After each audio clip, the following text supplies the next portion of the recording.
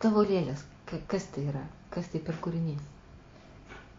Mano lėlės tai yra pasaulio atspindys, mano pasaulio išraiška tikriausiai, nežinau. Ar tos lėlės jos kažkaip tai, nežinau, vadinasi tas žanras, technologija, kas taip būtų, ar jos kažkokios išskirtinės, ar jos priklauso kažkokiai tai kitai rūšiai dar kaip nors?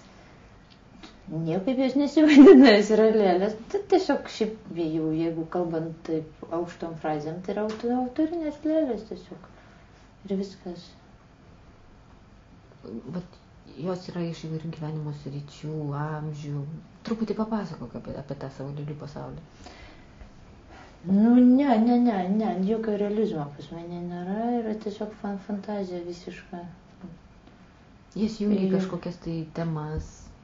Taip, jeigu parodom, jeigu kažkam ruošiesi, tai kažkiek kryptį turi, laikai ten darbuose keliuose, kad kažkaip tai bent į tą pačią pusę būtų,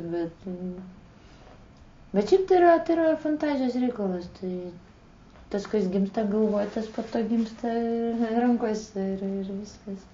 O kai gimsta lėlė, bendrai truputį technologiškai, nuo ko jinai prasideda, kaip ją? Lėlė tai gimsta pirmiausia, tai galvoja, sapne, minty kažkokiam tokiam, labai ilgai nešioji tą, bet jau nebūna gimus. O kada tu ją pradėsi daryti, tai čia irgi kaip reikės arba kaip pats norėsi. Tai tada paimi ir padarai. Aišku, bedarant jau ten dar nukrypsti tolin, dar kažką kitą visai persikūrė, bet gimsta fantazijai. O nuo ko pradedi lėlę pačią kurti? Nuo veido. Ir nuo veido vėl diktuojasi toliau. Veidas, rankos, judesys ir tiesiog po to jau belieka tik surinkti kažką, kaip sakyti, į bendrą. Ar pati jas ir aprengi iki galo? Taip, nuo iki.